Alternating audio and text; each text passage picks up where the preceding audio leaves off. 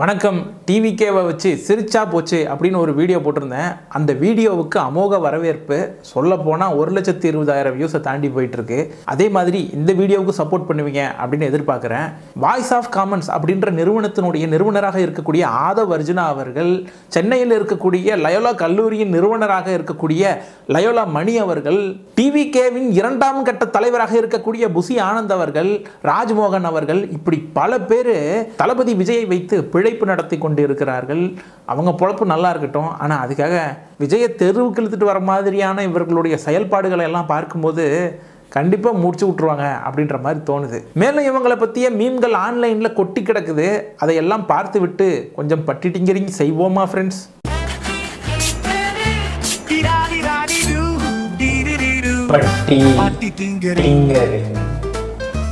இன்று வரையும் மக்களால் கட்சியால் பாசமுடன் அழைத்த நம்மளுடைய தளபதியை இனி வெற்றி தலைவர் என்று வெற்றி தலைவரா வெற்றி தலைவர் என்று ஒரே குரலுடன் அந்த தளபதி பட்டத்தை இந்த பொதுக்குழுவில் இழந்து வெற்றி தலைவராக மற்றொரு தீர்மானமாக உங்கள் முன் அது முன்னா மின்னா மற்றொரு தீர்மானமாக உங்கள் முன் நான் சமைக்கிறேன். சமைக்கிடுறீங்களா?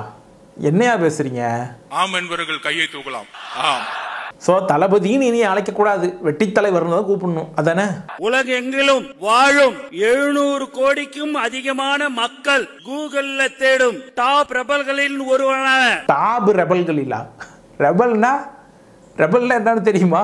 டாப் ரெபல்களில் ஒருவனான தலைவர் தளபதி அவர்களை அந்த தளபதி பட்டத்தை இந்த பொதுக்குழுவில் இழந்து வெற்றி தலைவராக மற்றொரு தீர்மானமாக உங்கள் முன் நான் சமைக்கிறேன்.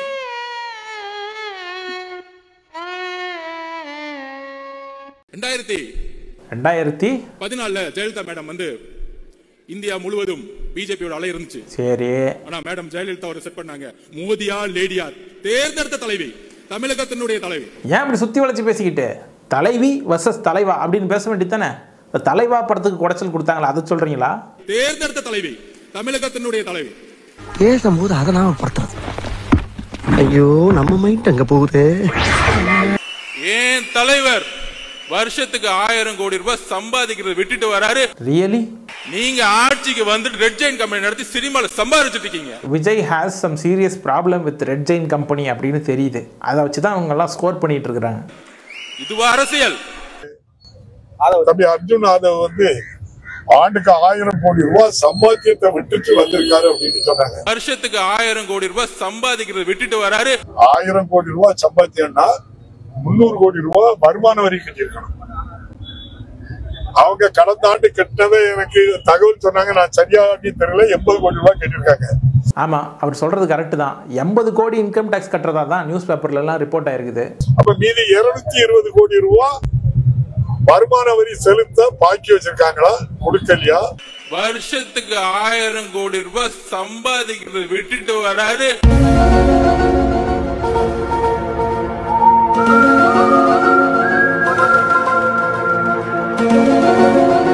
ஏன் ஆதவ், ஏன் ஏன் ஏன் அப்படி பண்றீங்க?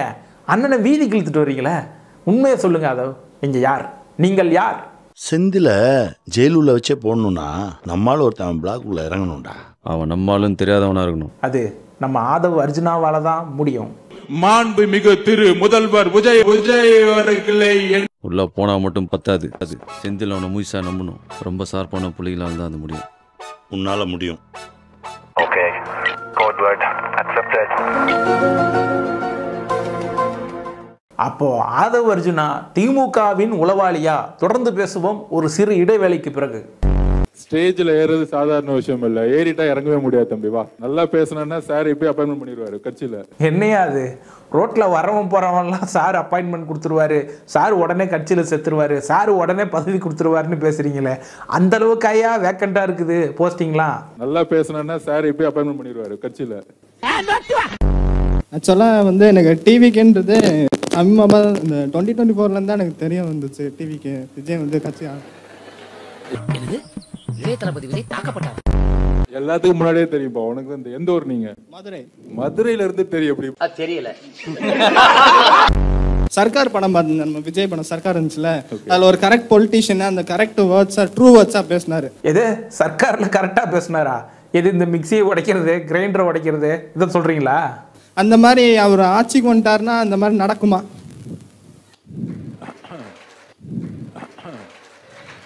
ரியாக்ஷனே சரியில்லையே. ஐயோ சாரி சார், தப்பா ஏதாவது கேட்டேன்னா சாரி சார். தப்பாலாம் இல்லை, நீ கரெக்டாக தான் கேட்டிருக்க. அப்புறம் ஏன் பாஸ் அழுகுறீங்க? அது வலி வேற டிபார்ட்மெண்ட். 10 லட்ச ரூபா சம்பளம், அமெரிக்காவில் விசா கிடைச்சிருச்சு, டிவிகேல கட்சியில் ஜாயின் பண்ணு உங்களுக்கு தோணுது, உங்க வீட்டில் என்ன சொல்லுவாங்க? விளக்கமாத்தை எடுத்து ஒழுங்கு மரியாதையா வேலைக்கு போடா அப்படின்னு இருப்பாங்க. டிவிகேல கட்சியில் ஜாயின் பண்ணு உங்களுக்கு தோணுது, உங்க வீட்டில் என்ன சொல்லுவாங்க? அமெரிக்காவுக்கே போடான்னு தான் சொல்லுவாங்க. தோத்துக்கிட்டே இருக்கீடா. கண்டிப்பா சர்க்கார் இல்ல, வேற மாதிரி பாப்பீங்க. வேற வேற வேற மாதிரி. எனக்கு என்னமோ 7.5 தூக்கி தோல்ல போட்டுக்கிட்டு தெரியுற மாதிரி தெரியுது. அப்படியே படிச்சு படிச்சு படிச்சு அப்படியே வந்து பேசினா பெரிய இது கிடையாது. பீப்புளோட எமோஷன்ஸை புரிஞ்சுக்கணும். அதனால எல்லாரும் டிவிகேக்கு ஓட்டு போகணும்னு கேட்டுக்கிறேன். ஒரு ரசிகரா விஜய்க்கு சப்போர்ட் பண்ணி கை திட்டுறாங்களே அப்படின்றதுனால ஓட்டு போட்டுருவாங்கன்னு நம்புறீங்க. அந்த அளவுக்கு அப்புறானியா நீங்க? ஒரு பக்கம் ஆதவர்ஜுனா கல்லூரிகளுக்கெல்லாம் போய் மாணவர்கள் மத்தியில் இப்படி ஒரு புரட்சி ஏற்படுத்திட்டு இருக்கிற இதே நேரத்தில் நியூஸ் மீடியா, யூடியூப் இந்த மாதிரி பல இடங்களுக்கு போய் தன்னுடைய திறமைகளை வெளிக்காட்டி கொண்டு இருக்கிறார் லயோலா மணி. திமுக வெர்சஸ் தாவேக்கான மாறி இருக்கு தமிழ்நாடு அரசியல் களம். அதுக்கு இன்னும் நம்மளுக்கு ப்ரூஃப் இல்லையே. அவங்க எலெக்ஷன்ல போட்டி கூட போடல. இப்போ ஈரோடு கிழக்கில் நின்று இருந்தாங்க, இவ்வளவு ஓட்டு வாங்கியிருந்தாங்க, ஒரு சேலஞ்ச் பண்ணியிருந்தாங்கன்னா நீங்க அதுக்கெல்லாம் ஒரு முகாந்திரம் இருக்கும். எலெக்ஷன்ல எல்லாருமே அதான் சொன்னாங்க. ஈரோடு கிழக்கு இடைத்தேர்தலில் நிற்பதற்கு எங்களுக்கு நேரம் இல்ல, உண்மையை சொல்லணும்னா.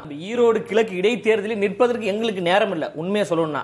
எங்களுக்கு நேரம் இல்ல, உண்மையை சொல்லணும்னா. இதெல்லாம் ஒரு பழமொழி சொல்லுவாங்க. நாய்க்கு நிக்க நேரம் இல்ல, செய்ய வேலை இல்ல அப்படின்னு ஒரு பழமொழி சொல்லுவாங்க. எங்களுக்கு நேரம் இல்ல, உண்மையை சொல்லணும்னா. உள் கட்டமைப்பு வேலை. நான் என்ன சொல்றேன், செயலாளர்கள் நாங்க போட்டுட்டு இருக்கோம். அங்க தேர்தல் வந்து நேர்மையா நடக்குது. தேர்தல் சரியா நடக்கல, முறைகேடு இருக்கு.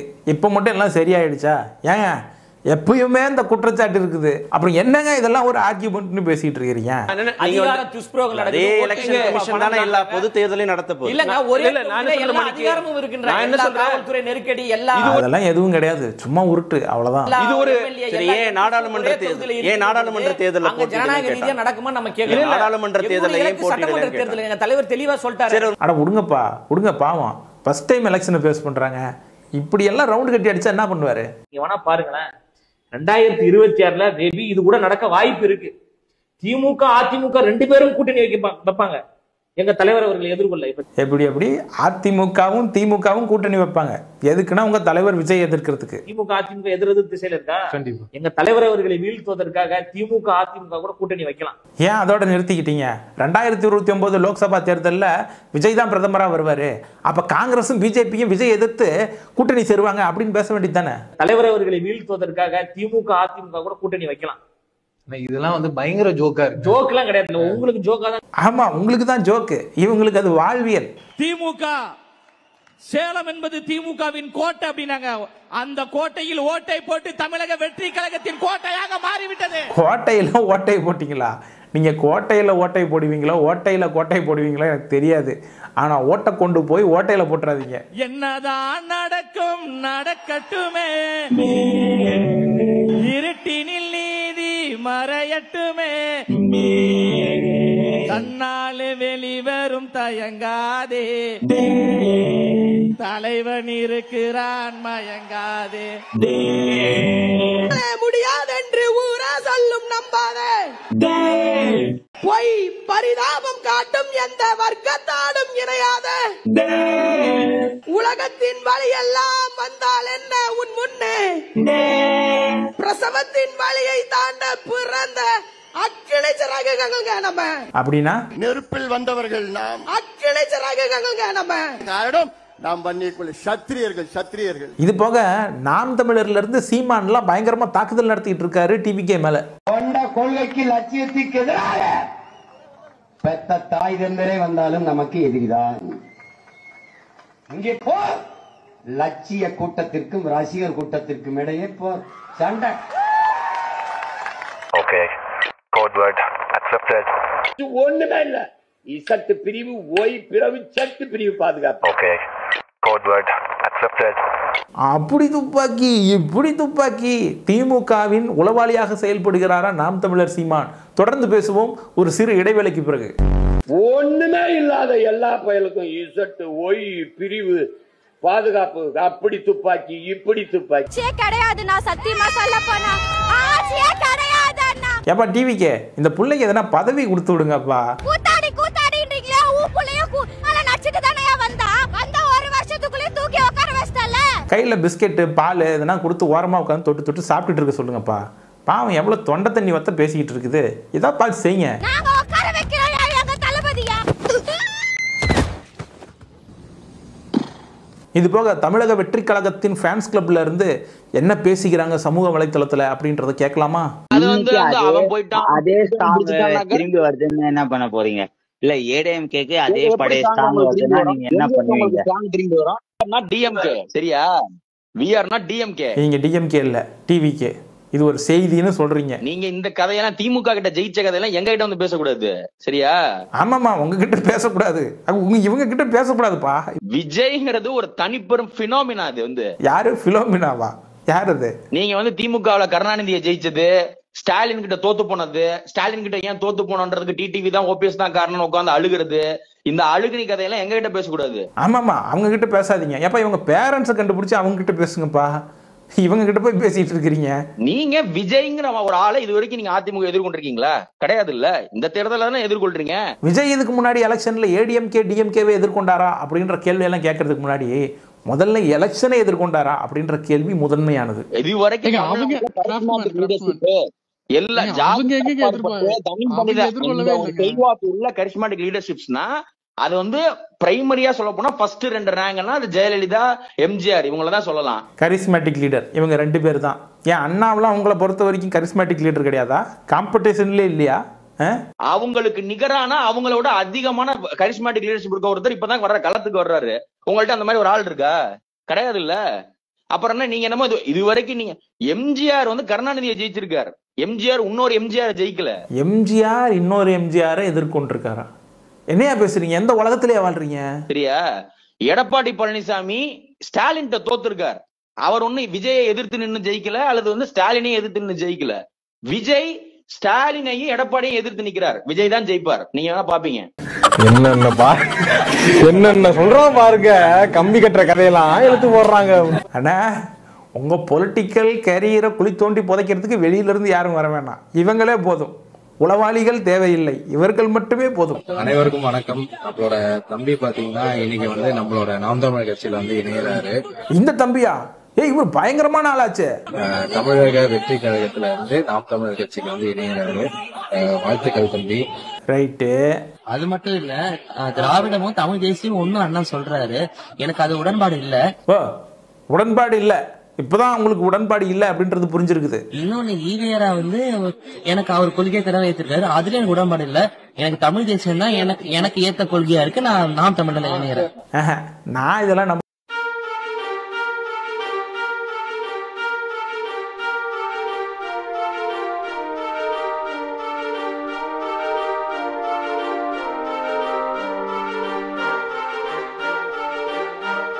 தம்பி தாவேகாவின் உளவாளியாக நாம் தமிழர் கட்சிக்குள் நுழைகிறாரா? தொடர்ந்து பேசுவோம் ஒரு சிறு இடைவேளைக்கு பிறகு. அப்போ திமுக கட்சிக்குள்ளார வேற கட்சியில இருந்தெல்லாம் உளவாளிகள் போகவில்லையா அப்படின்னு கேட்டீங்கன்னா தாராளமா போயிருக்கிறாங்க. இப்போ வைஷ்ணவின்னு ஒரு பொண்ணு டிவிகள் இருந்தாங்க பாத்தீங்களா? அவங்க போயிருக்காங்கல்ல உள்ளார. எல்லாருக்குமே தெரியும் டிஎம்கே ஆட்சியில வந்துட்டு மக்கள் பெரிய ஒரு அதிருப்திலாம் இருக்காங்க அப்படிங்கிறது. சோ இந்த மாதிரியான சூழல்ல மக்கள் என்ன விதமான பிரச்சனைகள் அவங்க பூத் வாரியா வந்துட்டு பிரச்சனைகளை ஃபேஸ் பண்ணிட்டு இருக்காங்க. திரு செந்தில் பாலாஜி அண்ணா தலைமையில திராவிட முன்னேற்ற கழகத்துல இணைஞ்சிருக்கும். இனிமேல் எங்களோட மக்கள் பணி திராவிட முன்னேற்ற கழகம் வழியா தொடரும் அப்படிங்கறத பதிவு பண்ணி. திராவிடம்னா என்ன அப்படின்றது? திராவிடம் அப்படிங்கிறது ஐடியால ஸ்கிப் பண்ணிருங்க.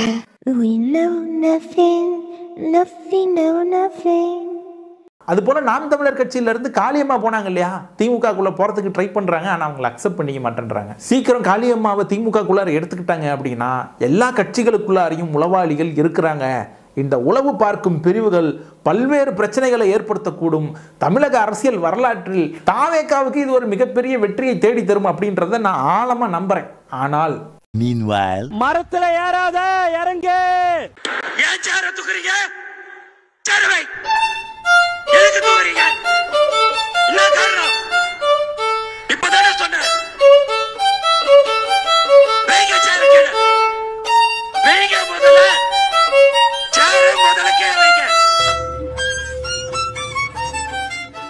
இது போன்ற அண்ணனுடைய அரசியல் பயணத்துக்கு எந்த விதமான முட்டுக்கட்டையும் போடாமல் ரசிகர்கள் உடனிருந்து அவருக்கு உதவி செய்யணுமே தவிர உதவி செய்யலனாலும் பரவாயில்ல, உபத்திரம் செய்ய வேண்டாம் என்று கேட்டுக்கொண்டு இந்த நிகழ்ச்சியை நிறைவு செய்கிறேன். இந்த வீடியோ உங்களுக்கு பிடித்திருந்தால் லைக், ஷேர், கமெண்ட், சப்ஸ்கிரைப் செய்யவும். மேலும் வேறொரு சந்தர்ப்பத்தில் உங்களை சந்திக்கிறேன். அதுவரை உங்களிடமிருந்து விடைபெற்றுக் கொள்கிறேன். நன்றி, வணக்கம்.